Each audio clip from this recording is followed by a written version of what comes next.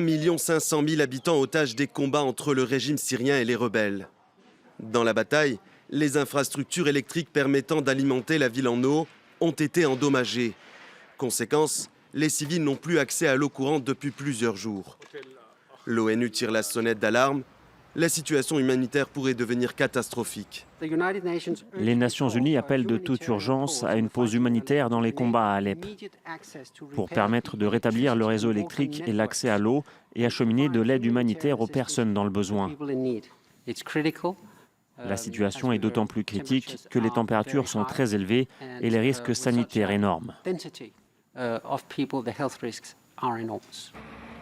Les forces pro-gouvernementales et les rebelles parviennent difficilement à faire entrer des produits de première nécessité et des médicaments dans les zones sous leur contrôle.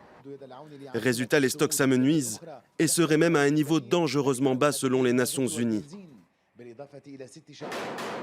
Sur le terrain, les combats font rage dans la ville et ses banlieues, mais à ce stade, l'issue de la bataille d'Alep est encore incertaine.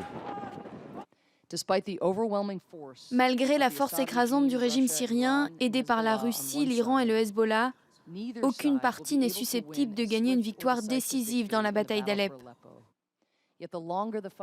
Et plus les combats continueront, plus les civils seront pris en étau et paieront le prix fort. Depuis vendredi, des dizaines de civils ont été tués dans les raids de l'aviation du régime. Selon l'Observatoire syrien des droits de l'homme, le conflit a déjà fait plus de 290 000 morts depuis 2011.